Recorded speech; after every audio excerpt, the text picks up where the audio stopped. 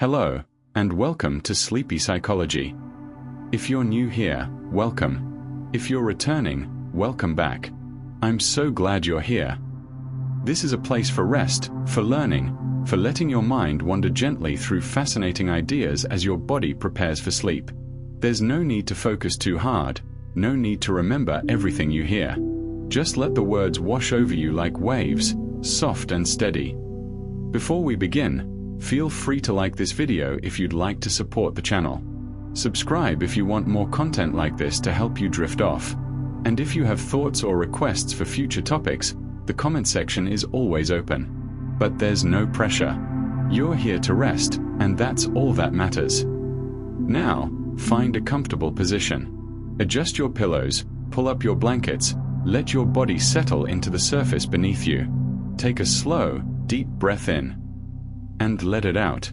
Again, breathing in. And releasing. Tonight, we're exploring the human mind, what it's made of, how it works, the quiet miracles happening inside your skull right now.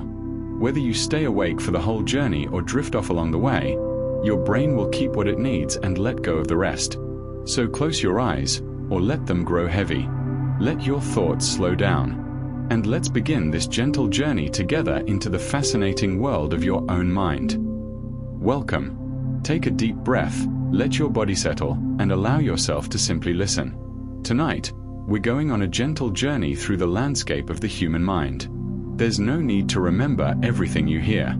Just let the words wash over you like waves, soft and steady. Let's begin with something surprising.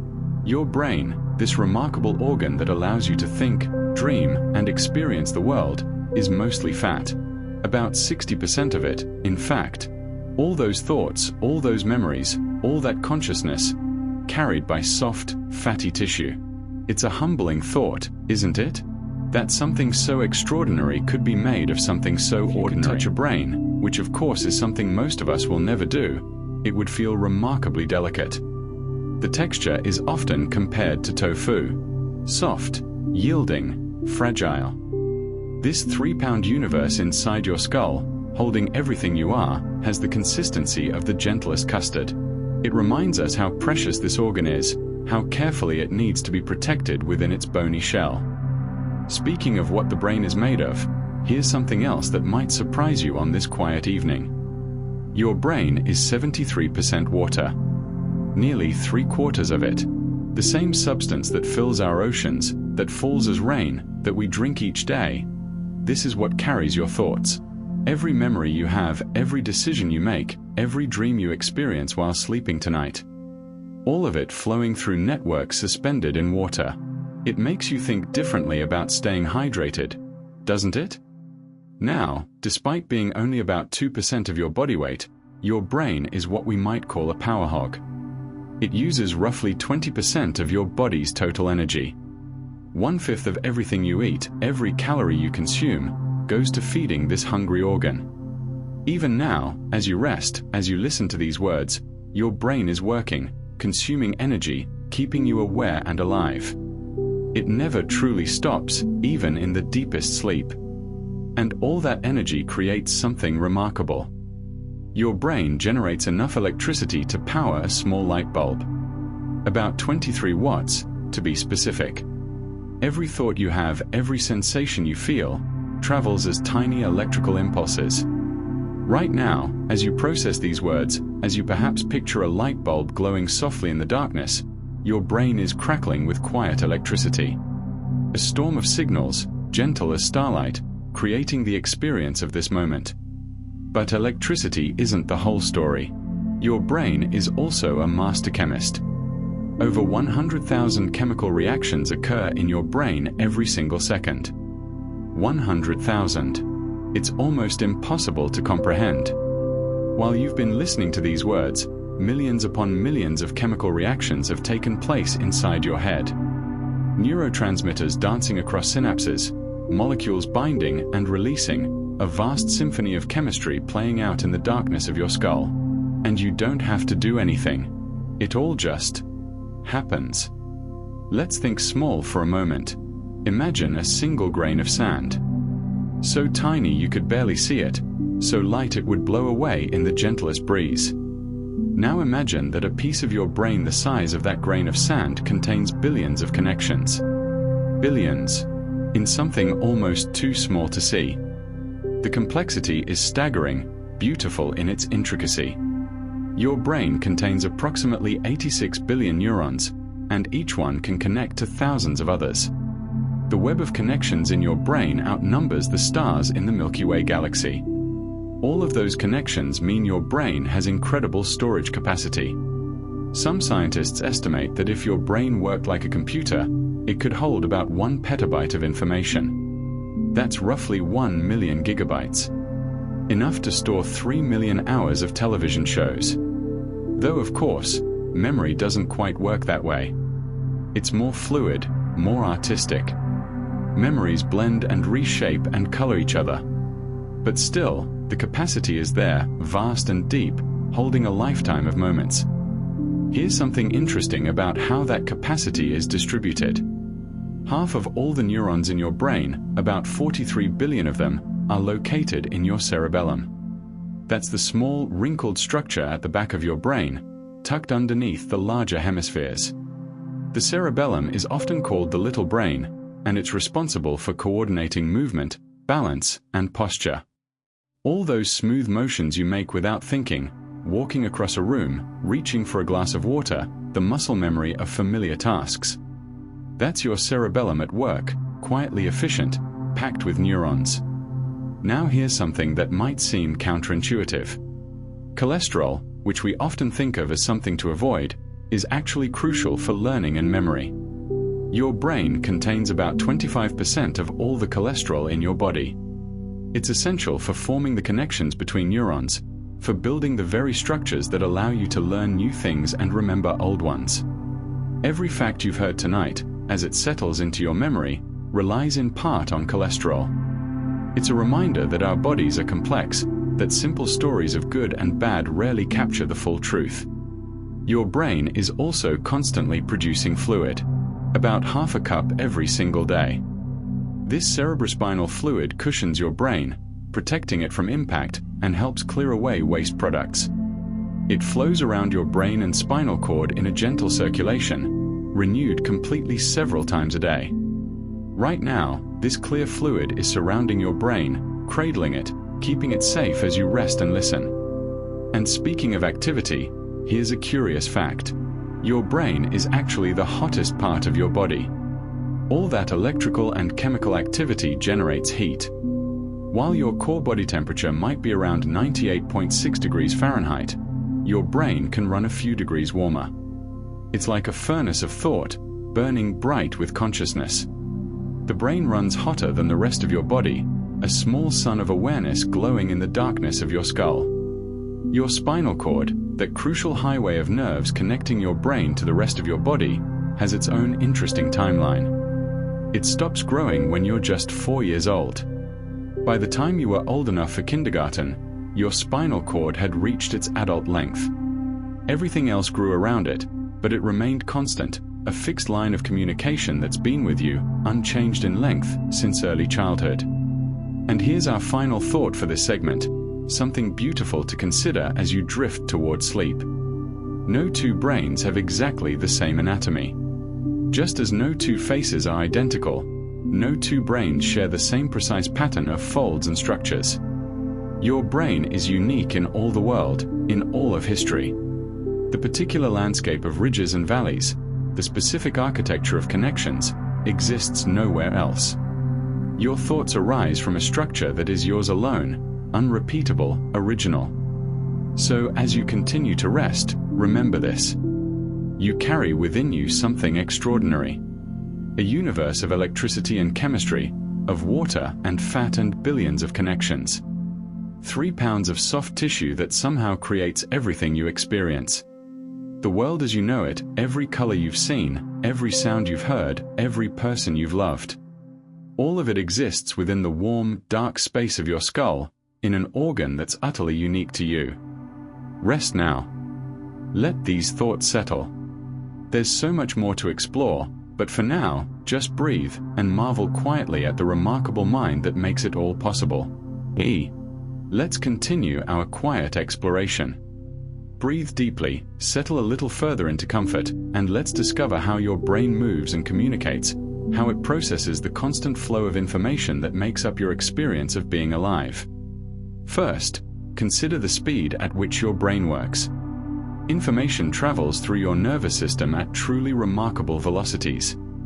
Some signals move at over 200 miles per hour. Lightning fast.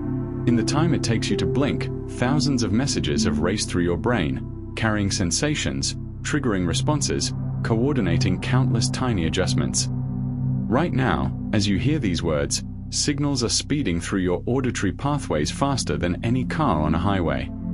The brain is always in motion, always humming with activity, electrons dancing along neural pathways at speeds that would make light seem slow by comparison. And here's something to ponder as you rest. Your brain never fully turns off. Even in the deepest sleep, even when you're completely unconscious, your brain remains active.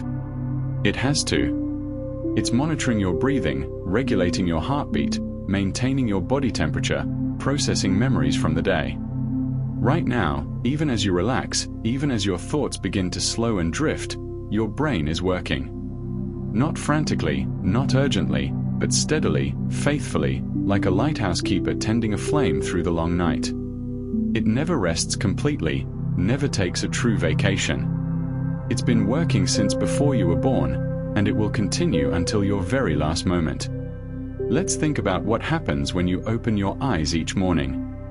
Your brain processes visual information in just 1/10 of a second. 1/10 of a second. That's faster than you can snap your fingers. Light enters your eyes, strikes your retinas, converts to electrical signals, travels to the back of your brain, and suddenly, miraculously, you see. Color, shape, depth, movement, all assembled in a fraction of a heartbeat. Every time you glance at something, this entire process happens so quickly you never notice it.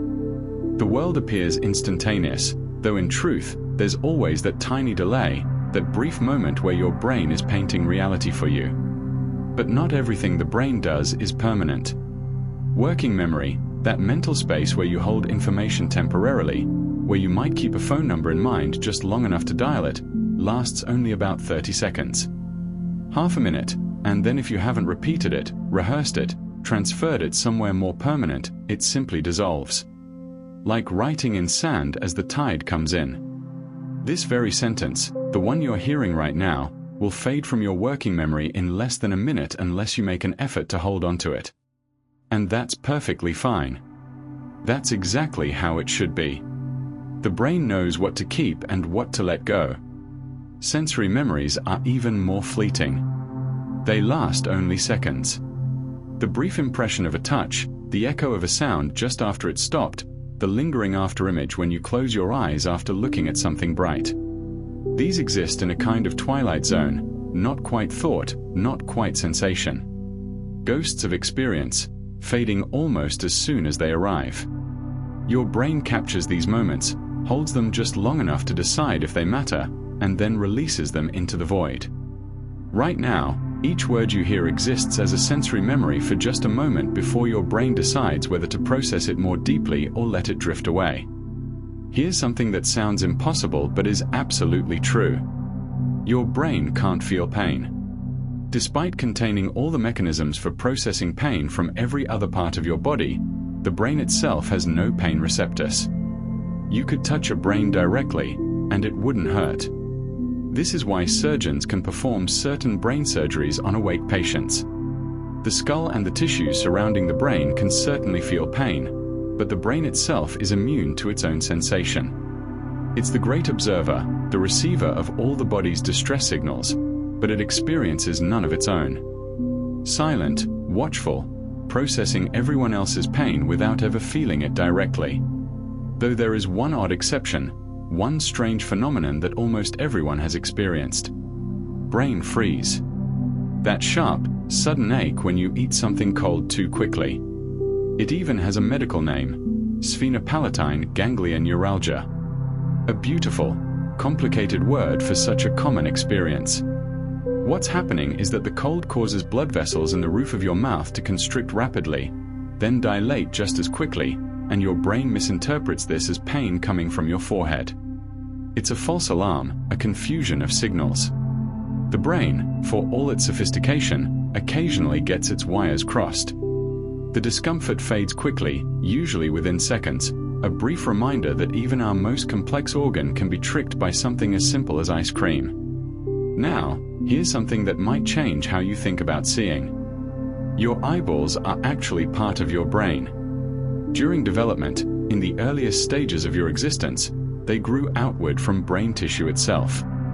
They're not separate organs that send information to the brain. They are the brain, extended outward into the light. When you look at someone's eyes, you're actually seeing a visible portion of their brain. It's an intimate thought, isn't it?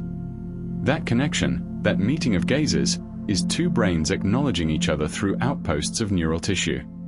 Your eyes are windows not just to your soul, as the saying goes, but literally windows into your brain itself. And the relationship between brain and senses isn't just one way. Most people think of it as simple. Your senses gather information and send it to the brain. But it's more complex, more beautiful than that. The brain sends messages back to your sensory organs. It's not passive, not just waiting to receive. It actively shapes what you sense. Your brain tells your ears what to focus on, helps your eyes know where to look, adjusts the sensitivity of your touch. It's a conversation, a constant dialogue between the brain and the body. Right now, your brain is helping determine which sounds you notice in your environment, which sensations from your body rise into consciousness, and which fade into the background. You're not just experiencing the world. Your brain is actively constructing your experience moment by moment. Here's something elegant about how it all works together. All your senses, different as they seem, share a common genetic language. The same basic genetic mechanisms that help build your sense of sight also contribute to hearing, touch, taste, and smell. At the deepest level, your senses are siblings, variations on a theme. They all developed from similar developmental pathways, all speak similar molecular dialects. Vision and hearing might seem completely different, light and sound processed in entirely different ways, but at the genetic level, they're family. Your brain doesn't have to learn completely different languages for each sense. There's an underlying unity, a shared vocabulary that makes it easier for everything to work together, to combine into the seamless experience of being you. The feeling of cool sheets, the taste of honey, all of these arise from similar genetic instructions, all processed by the same fundamental machinery. Your experience of reality, so rich and varied, emerges from a system that's both incredibly diverse and deeply unified. The brain is fast, faster than conscious thought can follow. It never sleeps, never stops its vigil. It processes the flood of sensory information every moment, deciding what matters and what doesn't, painting your reality in a tenth of a second, holding thoughts for just 30 seconds before letting them go. It feels everyone's pain but its own. It reaches out through your eyes to meet the world directly. And it speaks constantly with your body, shaping and being shaped by every sensation. As you continue to relax, as you drift closer to sleep, your brain is doing all of this and more. Effortlessly, endlessly, faithfully.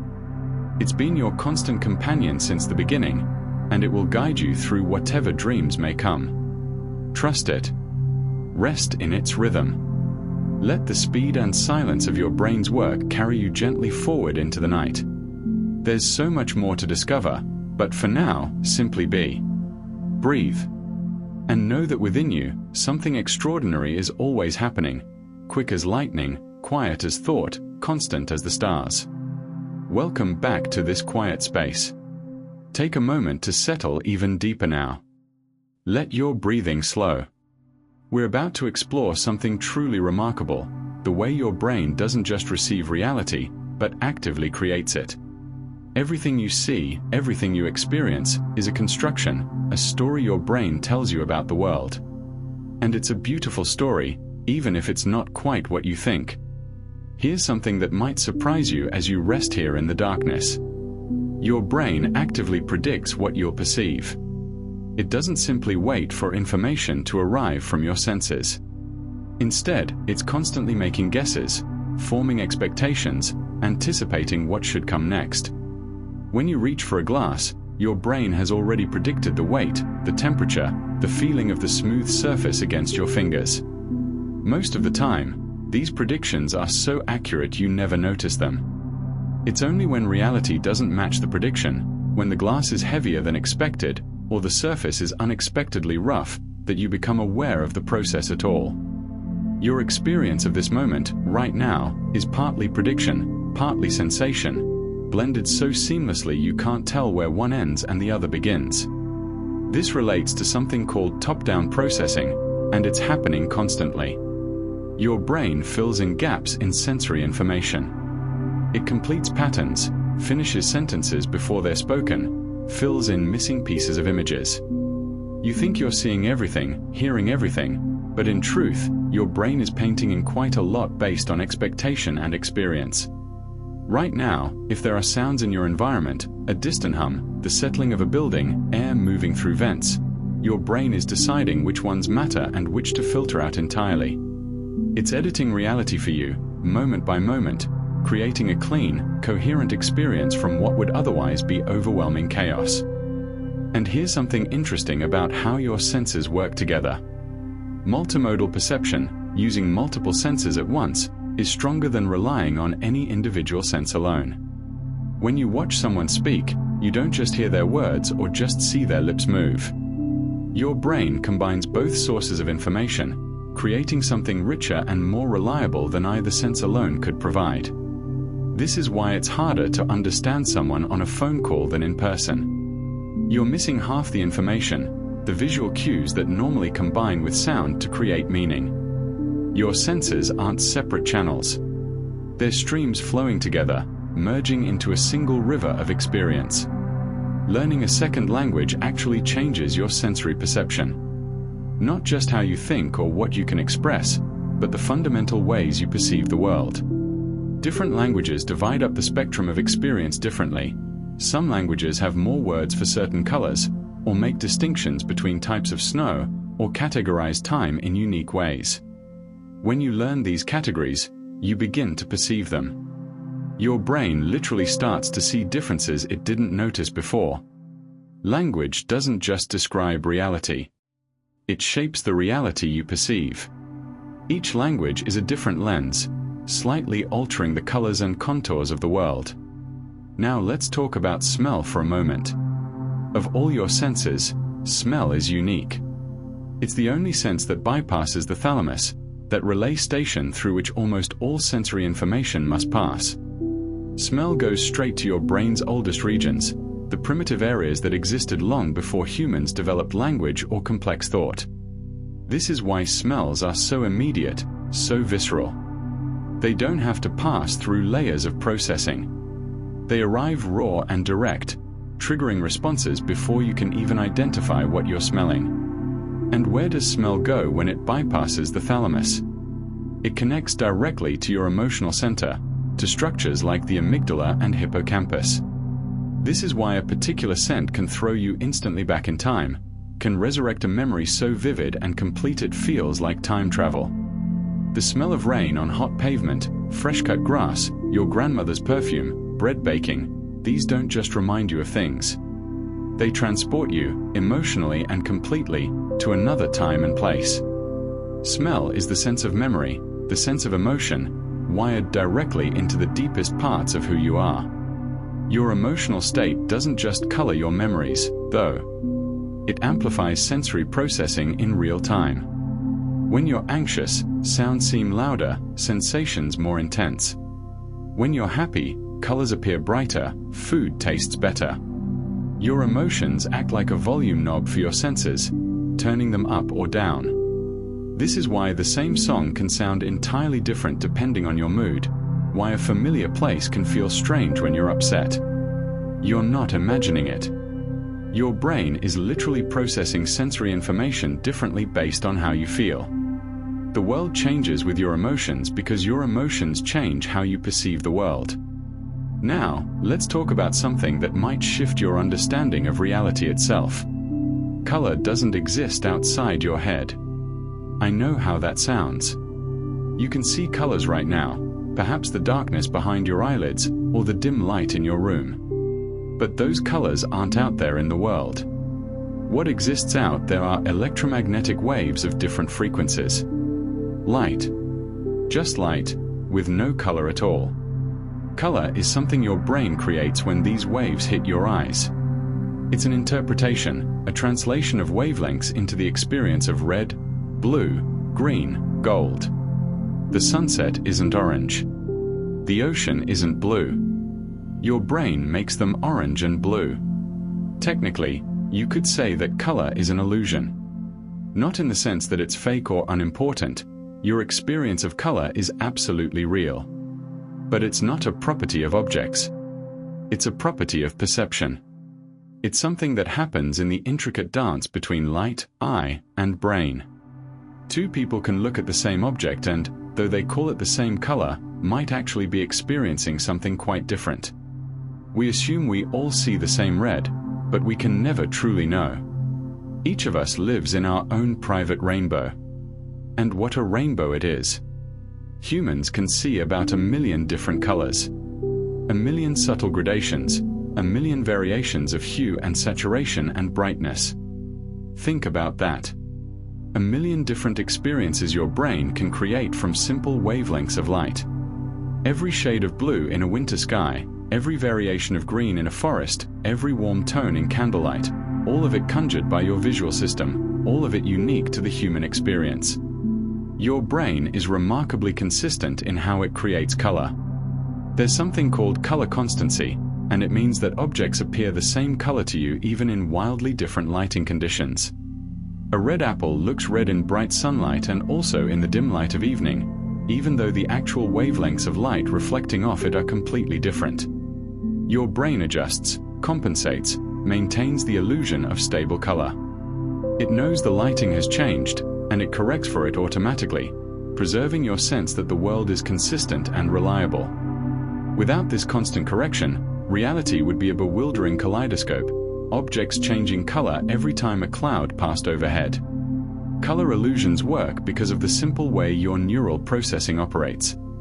Your brain makes assumptions to save time and energy, uses shortcuts that usually work but can sometimes be tricked.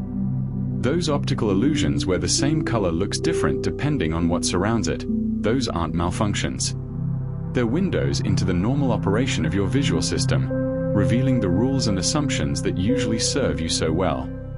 One of those mechanisms is straightforward and easy to understand. Your cone receptors, the cells in your eyes that detect color, get tired from staring at colors too long. If you stare at something red for 30 seconds and then look at a white surface, you'll see cyan, the opposite of red. Your red detecting cones are temporarily exhausted, so the balance shifts. It's like a photographer using a flash. There's an afterimage, a ghost of what was just there. Your vision needs rest too, needs variety, needs to move and shift to stay fresh. Here's something elegant about how your brain works. Color and form are inseparably linked in your brain. You don't process shape in one area and color in another and then combine them later. They're woven together from the start. A red circle isn't perceived as red plus circle. It's perceived as a unified red circle thing. Your brain doesn't build reality piece by piece like a construction project. It experiences everything holistically, all at once, color and shape and motion and meaning arising together in a single, seamless moment. And your perception isn't fixed. Your past experiences change how you perceive colors. If you've worked as an artist, you see subtleties others miss. If you've lived in a place with particular lighting, you expect certain colors in certain contexts. Your history shapes your present perception. Every moment of seeing adds to a vast library of visual experience, and your brain references that library constantly, using the past to interpret the present. You are, in a very real sense, always seeing with memory as much as with your eyes. Here's a curious final thought before we move on. Blue stimuli make time feel longer. When people are shown blue images or sit in blue-lit rooms, they tend to overestimate how much time has passed. Blue stretches subjective time, makes moments feel more expansive. Perhaps it's the association with sky and water, with vast open spaces. Perhaps it's something about how blue light is processed in the brain. Either way, color doesn't just change how things look. It changes how time feels.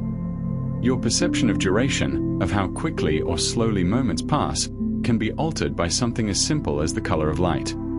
So as you rest here, consider this. Everything you've ever seen, every color that has ever caught your eye, every beautiful sunset, every loved face, every simple object, all of it was created inside your head. Not discovered out there, but constructed in here. Your brain takes electromagnetic waves and turns them into a world of color. It predicts what you'll see before you see it. It fills in gaps, combines senses, shifts with your emotions, creates constancy where there is only change. You live in a reality your brain creates for you, moment by moment. And it's not less real because of that. If anything, it's more miraculous. You carry a universe inside you, a painted world, a symphony of perception that exists nowhere else and can never be perfectly shared. Rest in that wonder now. Let your eyes remain closed, or let them drift open and notice colors in the darkness or the dim light. However they appear to you, remember, they appear only to you, painted in your private gallery, the museum of consciousness that exists in the space between your eyes and your mind.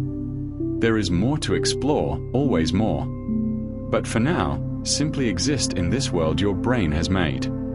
Trust it. Rest in it. And know that perception itself is a kind of poetry, written in light and translated into the language of color by the quiet genius working behind your eyes. Let's turn inward now. Breathe slowly, and let's explore the constant hum of thought that fills your waking hours. The mind talking to itself, endlessly commenting, planning, worrying, wondering. You know this voice well. It's been with you always. Consider this. You generate up to 50,000 thoughts per day. 50,000. That's one thought roughly every 2 seconds during your waking hours. Right now, even as you listen to these words, thoughts are flowing through your mind like a river. Some are responses to what you're hearing. Others are completely unrelated. Memories, plans, worries, random observations. Your mind is never truly quiet. It's always producing, always generating, a constant stream of mental activity that you can tune into or ignore, but never completely stop. 50,000 thoughts, like 50,000 visitors passing through, most of them barely noticed before they're gone. And here's something that might resonate with you, something that might explain why some days feel heavier than others. About 70% of your daily thoughts are negative. 7 out of every 10 thoughts lean toward worry, criticism, fear, or doubt. This isn't a personal failing. It's human nature, a feature of how our brains evolved. Our ancestors who worried about dangers, who thought about what could go wrong, survived longer than those who didn't. So we inherited brains that naturally scan for problems, that rehearse difficulties, that prepare for threats. Your mind isn't trying to make you unhappy. It's trying to keep you safe, using the only method it knows: constant vigilance, constant concern. Understanding this can be oddly comforting. That critical voice, that anxious thought loop, it's not who you are. It's just your brain doing its ancient job, perhaps a little too enthusiastically for the modern world. Most of what you do, most decisions you make, happen unconsciously. By the time you become aware of a decision, your brain has often already made it. Studies show that brain activity associated with a choice begins several seconds before you consciously experience making that choice. It feels like you're in control, like you're deliberately choosing, and in a sense you are. But the conscious you, the narrator in your head, is often arriving at the end of the story, announcing a decision that was made in the depths of your brain before awareness even flickered. It's strange to think about. How much of your life unfolds automatically, driven by processes you never directly observe. You are both author and audience of your own experience, writing and watching simultaneously, never quite sure which is which. The human mind has limitations, blind spots, systematic ways it gets things wrong. There are over 200 known cognitive biases. 200 different ways your thinking can be skewed, distorted, led astray. Confirmation bias, where you notice only evidence that supports what you already believe. Availability bias, where you overestimate the likelihood of events you can easily remember. The sunk cost fallacy, where you continue something just because you've already invested in it. Hindsight bias, where everything seems obvious after it happens. The list goes on and on. Your brain is powerful, sophisticated, capable of remarkable things. But it's also prone to shortcuts, to errors, to seeing patterns that aren't there and missing ones that are. We are all, constantly, slightly wrong about reality, our perceptions filtered through these systematic distortions. And that's okay. It's part of being human, part of navigating a complex world with limited time and energy. Here's something you've probably been told is true, but isn't. Multitasking is actually impossible. At least, the kind of multitasking where you do two cognitive tasks simultaneously. What feels like multitasking is actually rapid task switching. Your brain shifts attention back and forth, quickly enough that it creates the illusion of doing things at once. But each switch has a cost, a moment of reorientation, a loss of continuity. When you think you're listening to a conversation while reading an email, you're actually alternating between the two, giving neither your full attention. Some things can be done together, walking while talking, for instance, but that's because one of them is automatic, doesn't require conscious thought. True parallel processing of conscious tasks is beyond what your brain can do. It's designed for deep focus, not shallow simultaneity. So when you feel scattered, unable to concentrate, remember, your brain is doing exactly what it's supposed to do. It can only truly attend to one thing at a time. The scattered feeling comes from demanding more than it can give.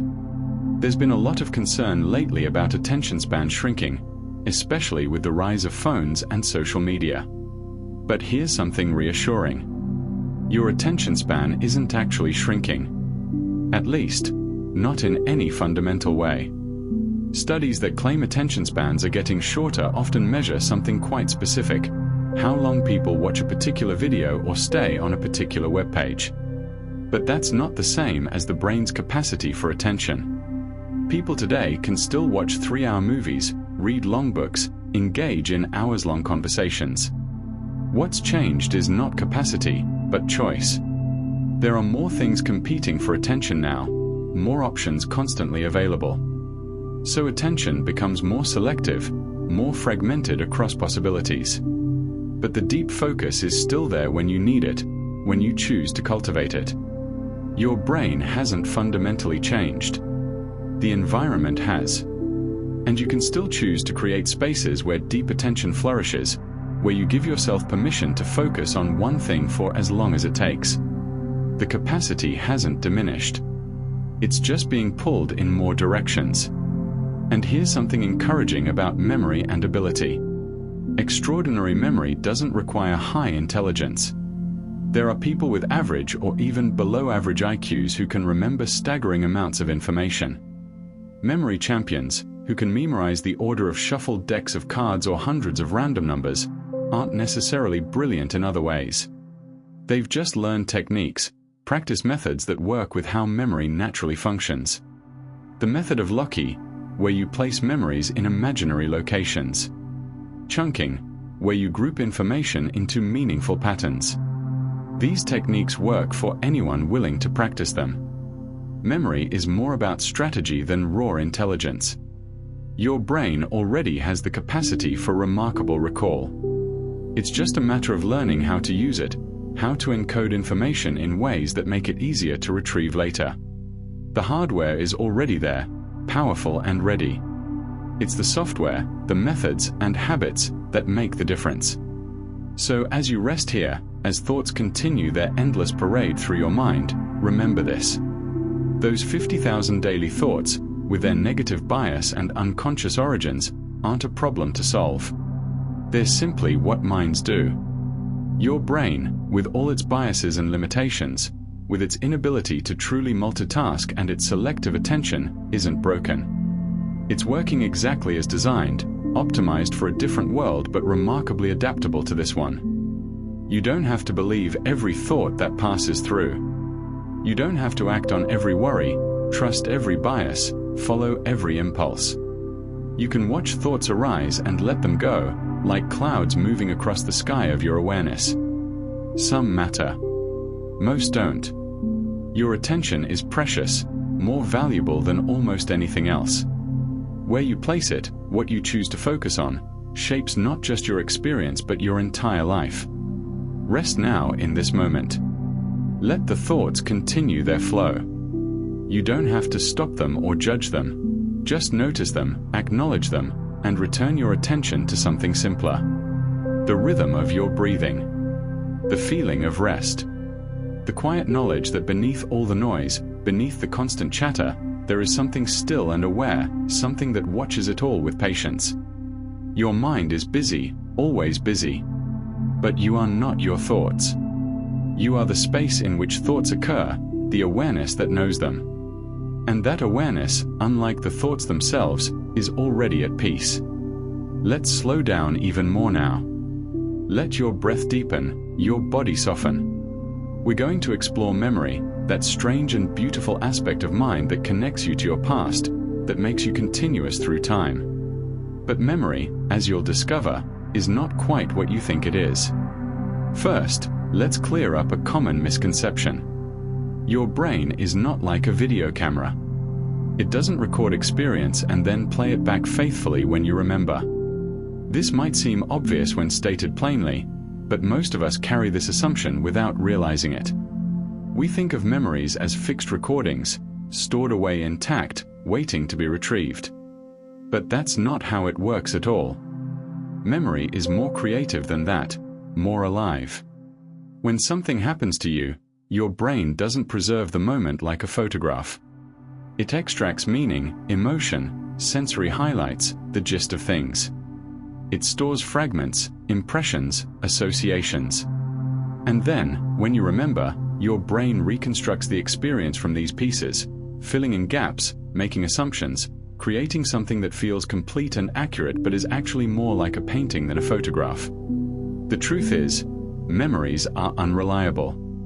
Deeply, fundamentally unreliable. This isn't a flaw in some people's memories.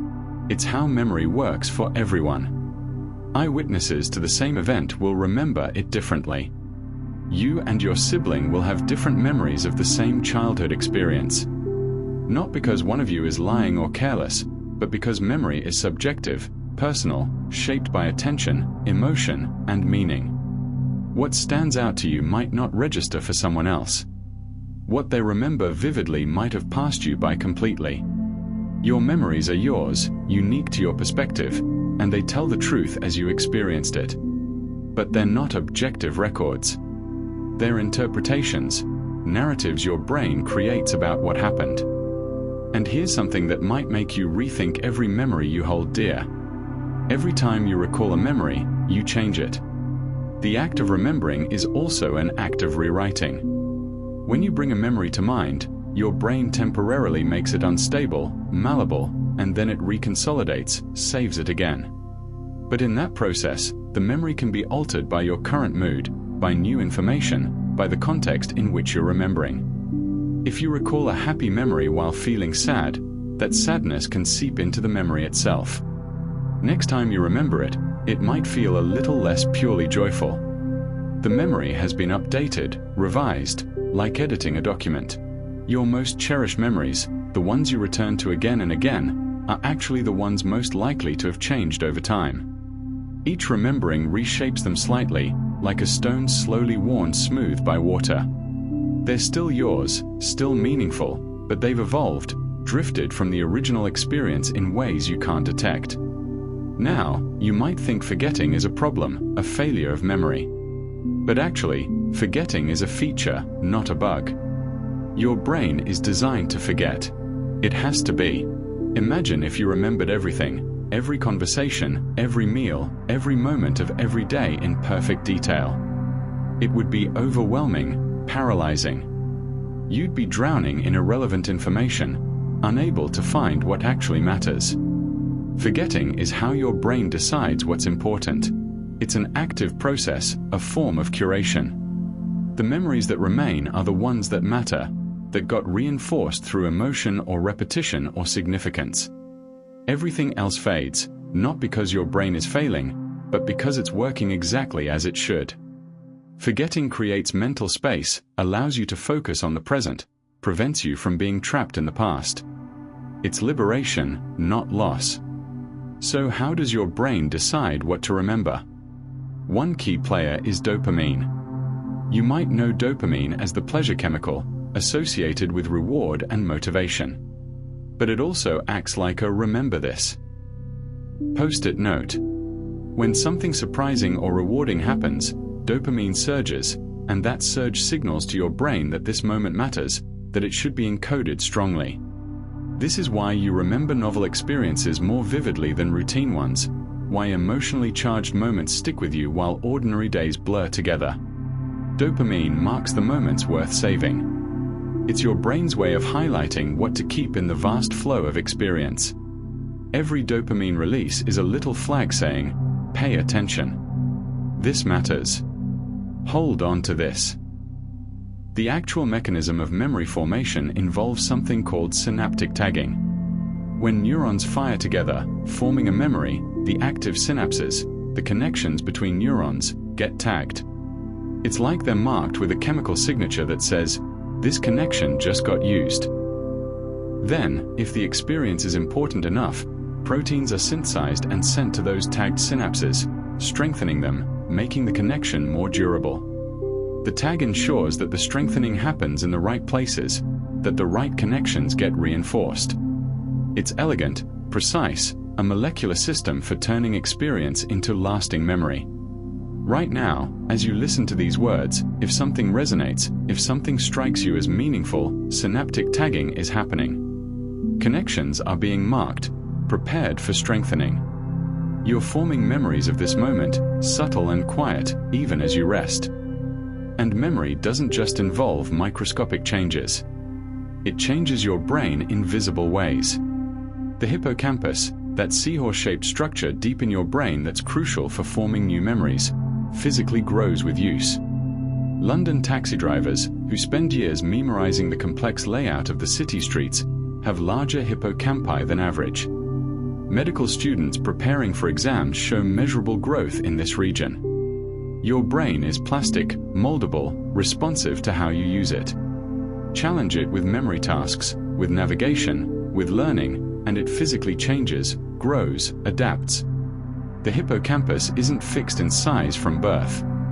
It's dynamic, expanding with use, a living testament to your brain's capacity for change. And it's not just the hippocampus. Learning physically changes your brain's gray matter throughout. Gray matter is where the cell bodies of neurons reside, where the computational work happens. When you learn a new skill, study a new subject, practice something repeatedly, the relevant areas of gray matter increase in density. Musicians have more gray matter in auditory and motor regions. Bilingual people have denser gray matter in language areas. Jugglers show increases in regions involved in motion tracking. Your experiences literally reshape your brain's physical structure. Every book you read, every skill you practice, every piece of knowledge you acquire leaves a physical trace. You are, in a very literal sense, the accumulation of your experiences, written into the substance of your brain. So as you lie here, relaxed and quiet, consider your memories. Those imperfect, changeable, selective memories that make you who you are. They're not fixed monuments to the past. They're living, breathing, evolving. They change with you, grow with you, fade and strengthen based on what matters now, not just what mattered then. Your brain isn't preserving the past. It's constantly reinterpreting it, keeping what serves you, letting go of what doesn't.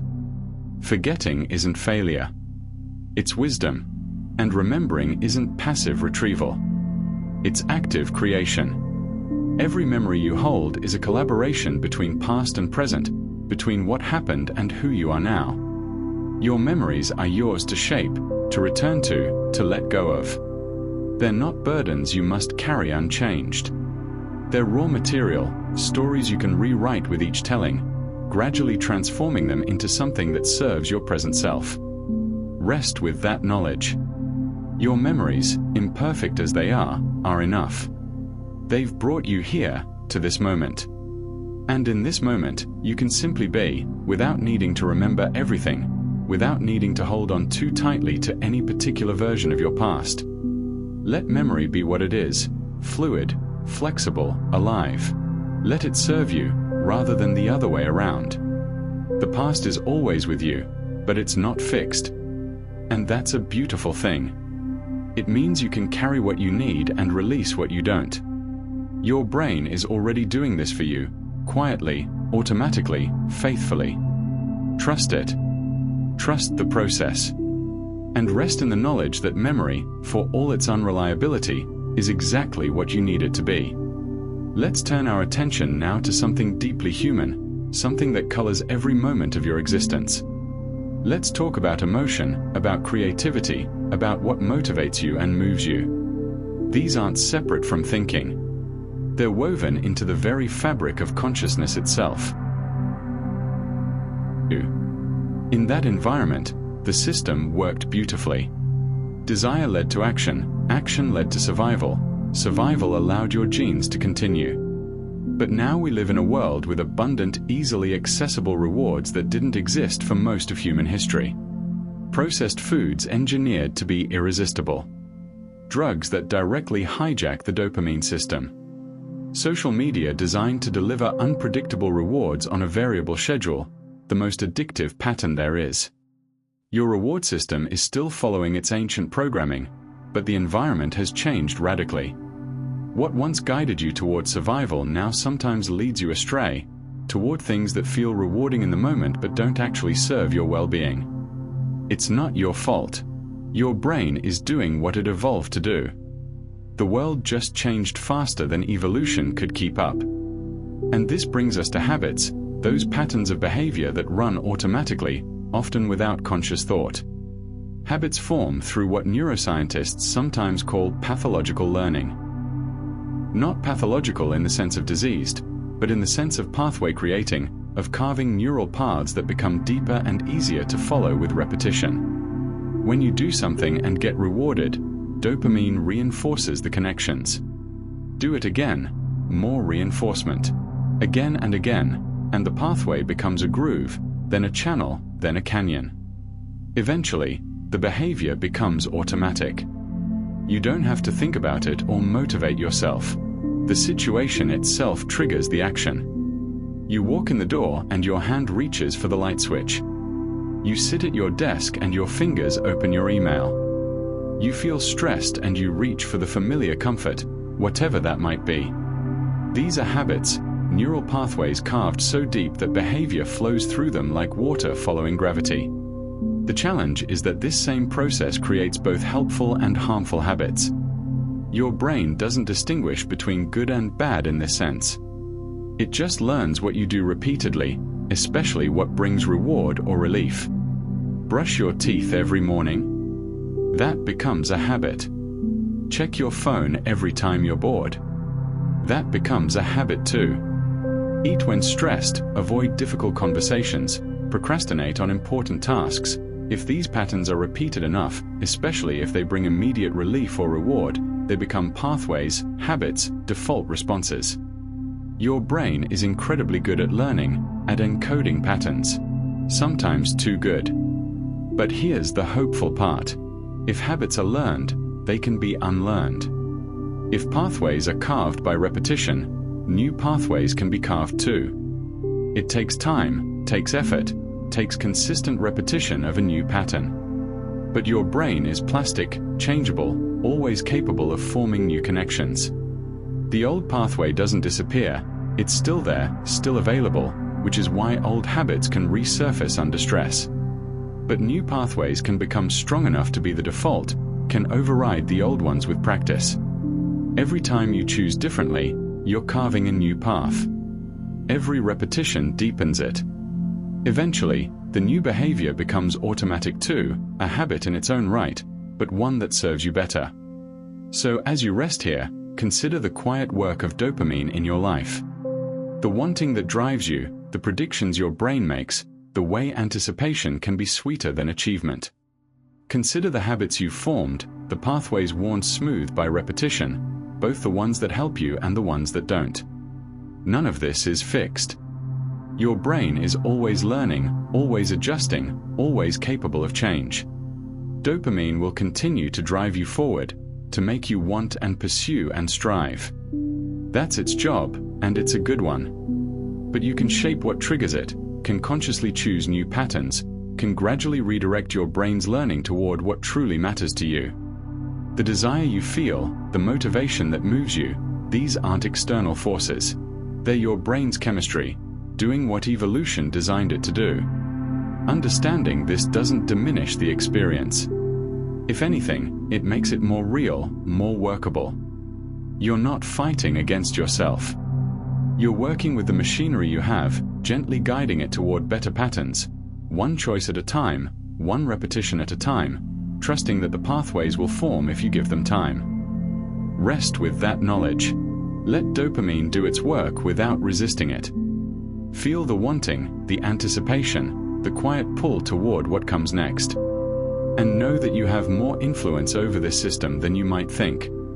Not control, not domination, but gentle guidance, patient repetition, the slow carving of new channels through the landscape of your brain. There's no rush.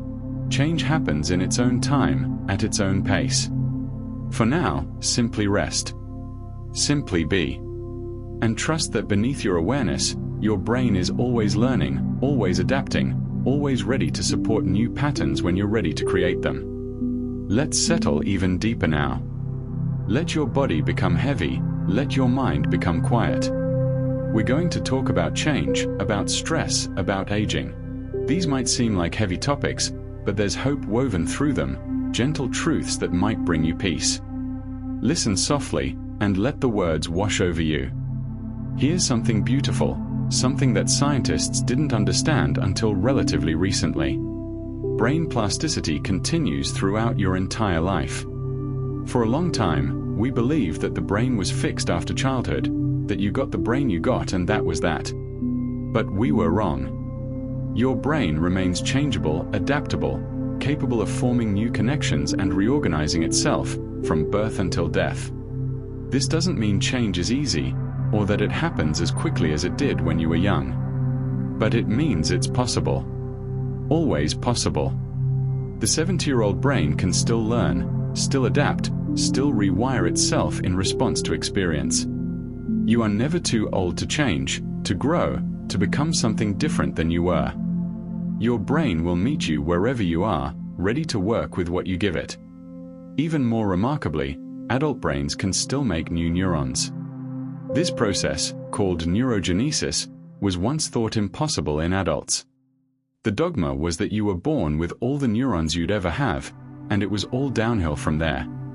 But that's not true. Your brain creates new neurons well into old age, particularly in the hippocampus, that structure so important for memory.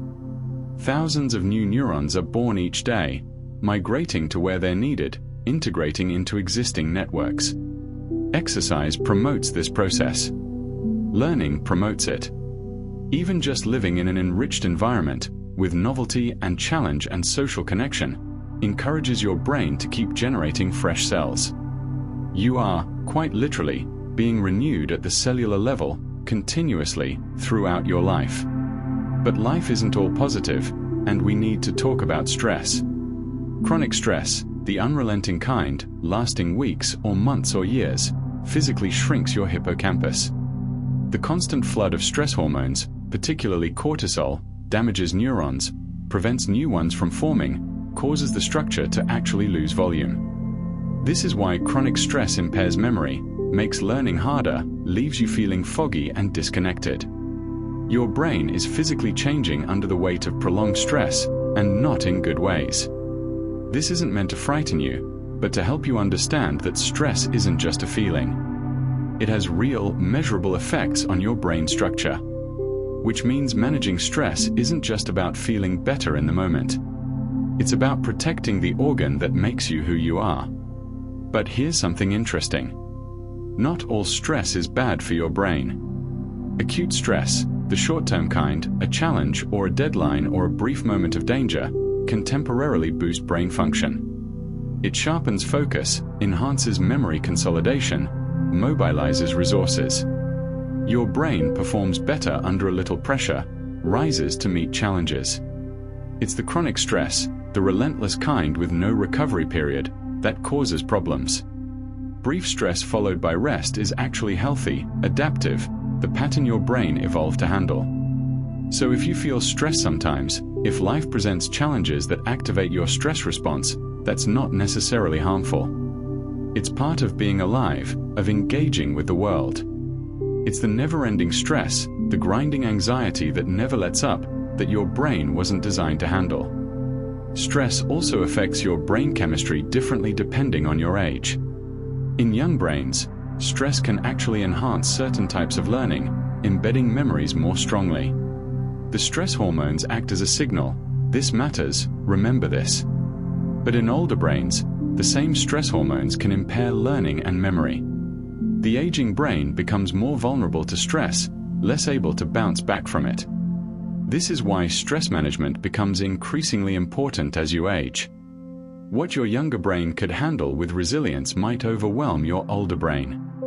It's not weakness. It's just a shift in how the machinery responds.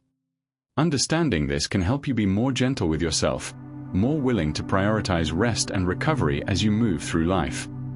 Aging brings other changes too. Brain aging produces unfinished proteins, fragments of molecules that don't get properly completed or folded. These accumulate over time, and in some cases, they contribute to cognitive decline. It's like a factory where quality control gradually becomes less efficient, allowing defective products to pile up. Your brain has systems to clear away these unfinished proteins, to maintain quality control. But these systems become less effective with age. This is part of why cognitive function sometimes declines, why diseases like Alzheimer's become more common in older age. The accumulated debris of decades of protein production, not fully cleared away. But here's something that sounds like science fiction but is actually real. Young blood can rejuvenate aging brains.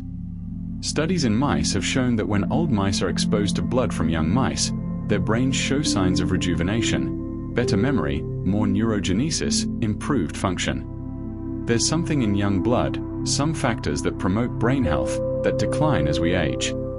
Scientists are still figuring out exactly what these factors are and whether this could translate to treatments for humans. But it suggests that aging isn't just inevitable decay. There are processes that could potentially be slowed or even partially reversed. Your brain's decline isn't necessarily a fixed trajectory.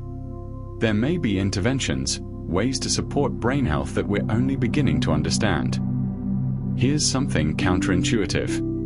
Lower brain activity may actually extend lifespan. Studies have found that people who live exceptionally long lives tend to have less neural activity, less excitation in their brains. This doesn't mean they're less intelligent or less engaged. It means their brains run more efficiently, more quietly, without excess activation. Like an engine that runs smoothly without overheating. Too much neural activity generates stress on the system, produces metabolic byproducts, accelerates aging. A calmer brain, one that doesn't constantly run at high intensity, may actually last longer. It's a reminder that rest isn't laziness. It's maintenance. Allowing your brain to run quietly, to not be constantly overstimulated, might be one of the best things you can do for long-term brain health. And here's the most empowering finding of all. Lifestyle choices can build a brain reserve against dementia. This is the idea that if you keep your brain active, challenged, engaged throughout life, you build up extra capacity, extra resilience. When damage does occur, and some degree of brain aging happens to everyone, a brain with more reserve, more connections, more robust networks can compensate better. Education helps build this reserve. Lifelong learning helps. Social engagement, physical exercise, mental challenges, novelty, all of these contribute. Two people might have the same degree of physical brain pathology, But one shows symptoms of dementia while the other doesn't, because they have more reserve to draw on. You can't prevent all aging, can't eliminate all risk. But you can build resilience, can create a buffer that protects cognitive function even when the underlying biology begins to falter. So what does all this mean, as you lie here in the quiet darkness? It means your brain is both fragile and resilient. Stress can harm it, but rest can heal it. Aging changes it, but it remains plastic, capable, able to generate new neurons and form new connections. The choices you make matter, how you manage stress, how you challenge your mind, how you care for your body. These aren't just lifestyle preferences. They're investments in your brain's future, in the organ you'll rely on for as long as you live. But it also means you don't have to be perfect. Your brain is tougher than you think. It can handle stress, as long as it's not constant. It can age and still function well, still learn, still adapt. The decline that comes with aging isn't a cliff you fall off. It's a gradual slope, and there are handrails along the way, things you can do to slow the descent, to maintain function, to keep the essential you intact. Rest now in this knowledge. Your brain is changing, has always been changing, will continue to change for as long as you live. But change isn't just decline. It's also growth, adaptation, the continuous process of becoming. The neurons being born in your brain tonight will integrate into your memory systems, will help you encode new experiences, will keep you connected to your own life. The stress you've experienced has left marks, yes, but your brain can heal, can recover, can reorganize around damage.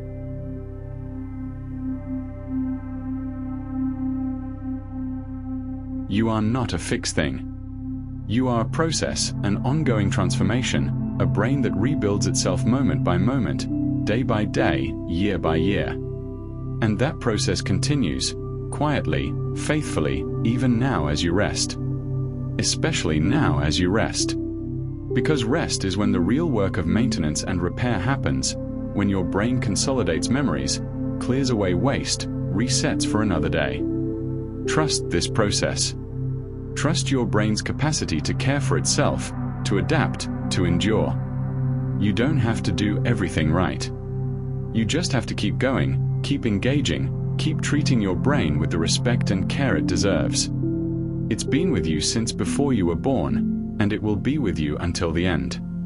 And it's more resilient, more capable, more extraordinary than you probably realize. Let that be your comfort as you drift towards sleep.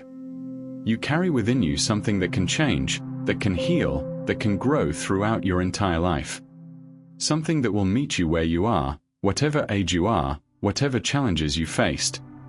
Your brain is on your side, always working, always adapting, always doing its best to keep you alive, aware, and connected to the world you love. Rest now. Let the changes happen in their own time. And know that you are, in every moment, being quietly renewed. We've come to the end of our journey together. Let your body sink deeper now, heavier, softer. Release any remaining tension. We're going to talk about sleep, about beginnings, about the quiet transformations that happen when you stop trying and simply rest. Let these final thoughts carry you gently into the night. Sleep is essential for brain plasticity. All that change we've talked about, all that learning and adaptation and growth, much of it happens while you sleep. During waking hours, your brain is busy responding to the world, processing information, making decisions, staying alert. But in sleep, it can turn inward, can focus on maintenance and consolidation and reorganization. Sleep isn't downtime. It's when your brain does some of its most important work, the work that allows you to wake up slightly changed, slightly renewed, ready for another day. Your brain performs synaptic housekeeping during sleep. Throughout the day, as you learn and experience things, synapses, those connections between neurons, get strengthened. But if every synapse kept getting stronger without any pruning, your brain would become oversaturated, overwhelmed with connections. So during sleep, particularly deep sleep, your brain goes through and weakens or eliminates synapses that aren't important, that don't need to be maintained. It's like tidying up, clearing away the clutter, keeping what matters and releasing what doesn't. This process, called synaptic homeostasis, is why sleep is so crucial for memory and learning. Without it, your brain can't effectively separate signal from noise, can't consolidate what's important. Think back to the beginning, to your own beginning.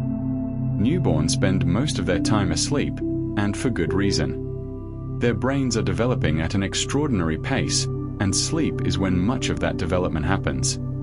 A baby's brain forms over 1 million connections per second in the early years. 1 million. Every second.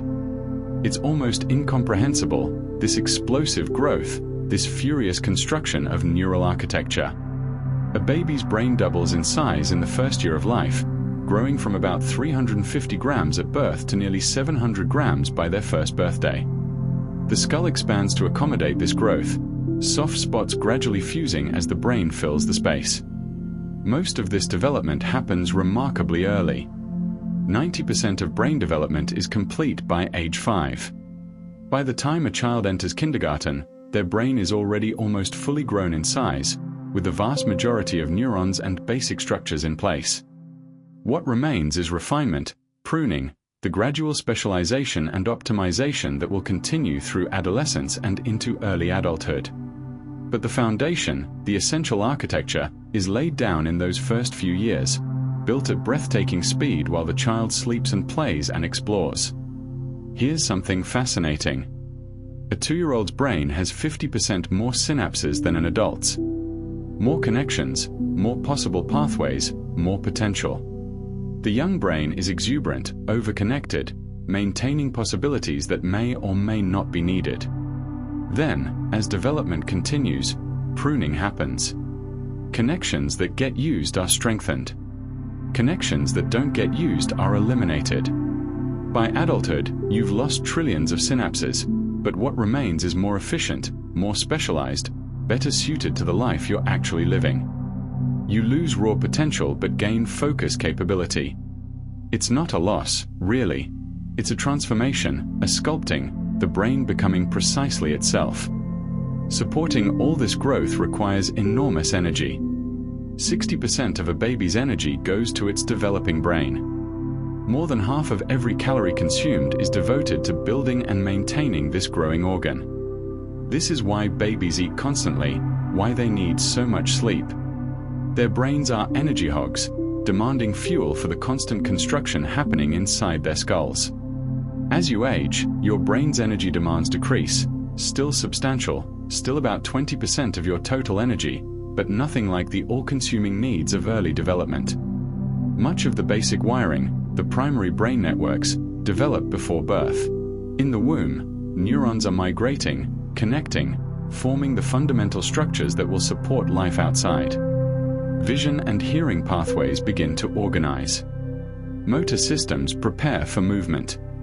The foundation of consciousness itself starts to emerge in the darkness of the womb. By the time a baby is born, their brain is already remarkably complex, already functional, ready to begin the work of learning about the world into which they've arrived. And what that baby needs, more than almost anything, is touch. Physical touch releases growth hormones in babies. Being held, cuddled, caressed, these aren't just nice. They're biologically necessary for proper development. Touch stimulates the release of hormones that promote growth, reduce stress, support brain development. Babies who aren't touched enough literally don't grow as well. Their brains don't develop as fully.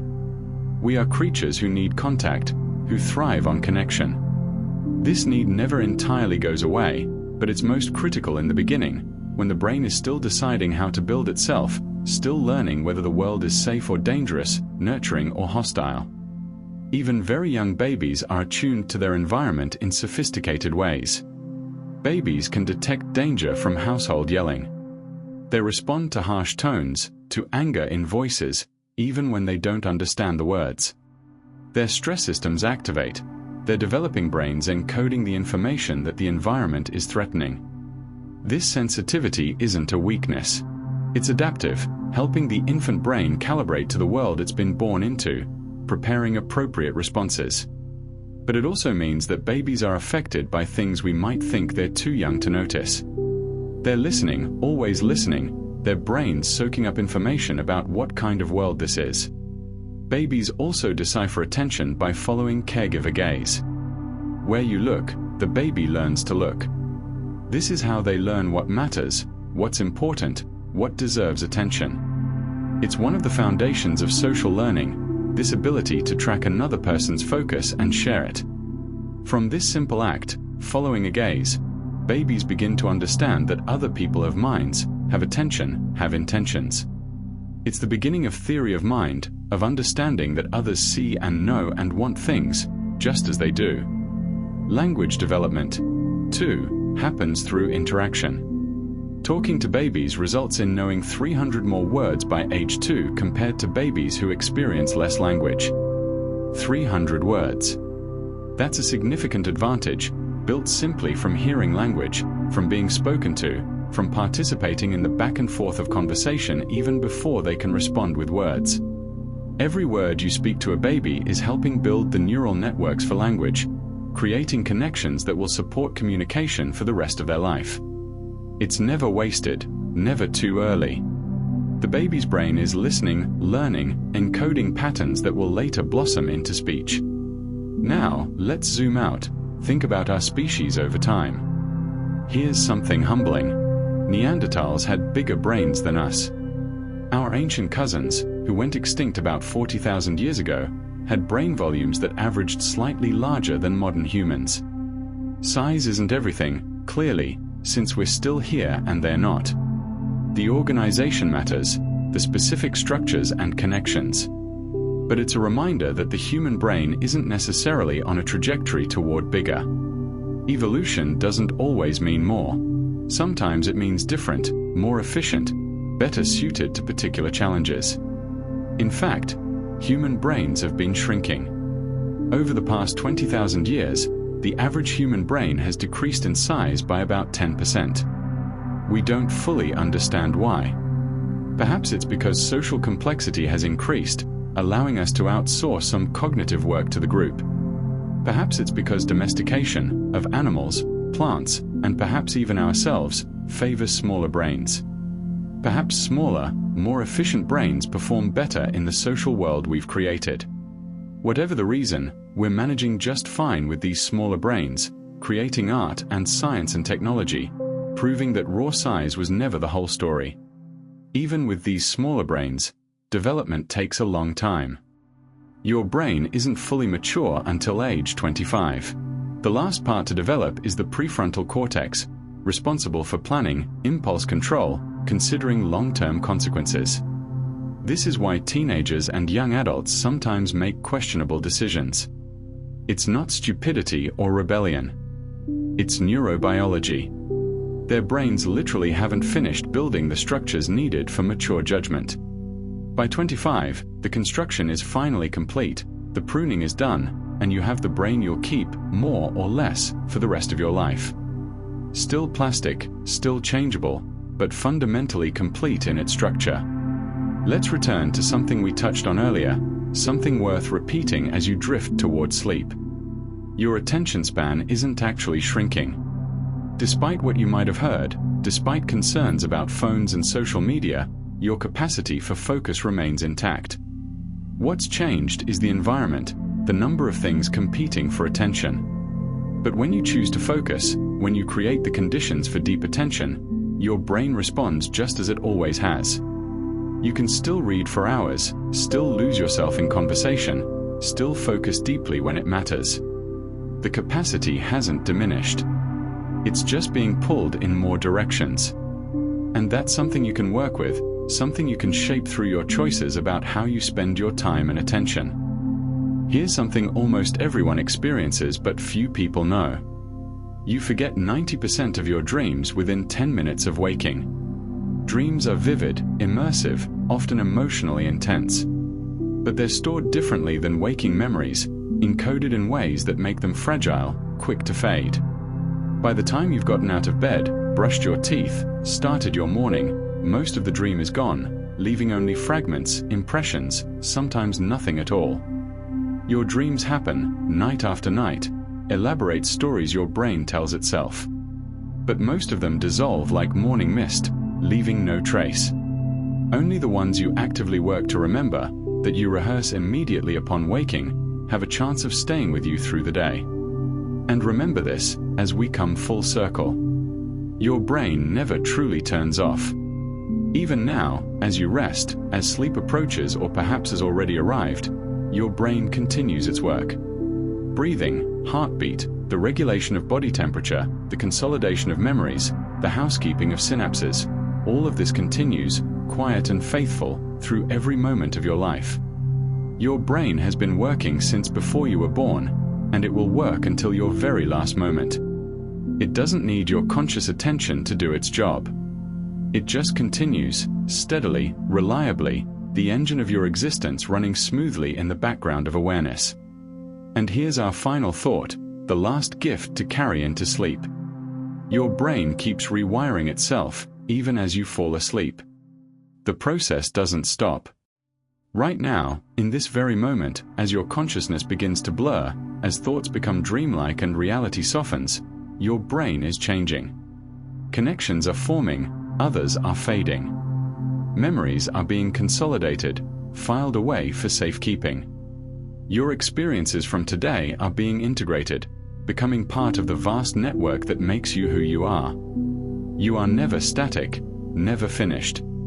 You are always becoming, always changing, always being quietly remade by the experiences you've had and the rest you're taking. Sleep now. Let go of everything we've talked about tonight. You don't need to remember it all. Your brain will keep what matters and release what doesn't. That's its job, and it does it perfectly. Trust it. Trust the process of sleep, the work that happens when you stop trying, when you surrender to rest. You began as a tiny collection of cells, growing at 1,000,000 connections per second, doubling in size, building the foundation of consciousness in the warm darkness. You grew through childhood, your exuberant brain gradually pruning itself into efficiency. You reached maturity, your brain finally complete but still plastic, still learning, still capable of change. And you've lived with this brain through everything, every joy, every sorrow, every mundane moment and peak experience. It's been your companion, your tool, your home. Now, as you drift into sleep, as your synapses quiet and your consciousness fades, know that your brain is still here, still working, still caring for you. It will keep you breathing through the night. It will process today's experiences, weaving them into the tapestry of your memory. It will prepare you for tomorrow, clearing away waste, consolidating learning, resetting systems for another day of being alive. You are extraordinary. Your brain is extraordinary. And right now, in this moment, everything is exactly as it should be. You are safe, you are rest, you are held by the quiet competence of 3 pounds of tissue that has somehow learned to contemplate itself, to marvel at its own existence. Let that be enough. Let everything be enough. There's nothing more you need to do, nothing more to understand, nowhere else to be. Just this moment, this breath, this gentle descent into the peace of sleep. Your brain will take care of the rest. It always has. It always will. Rest now. Sleep well. And trust that when you wake, you'll be slightly changed, slightly renewed, ready to begin again. Good night.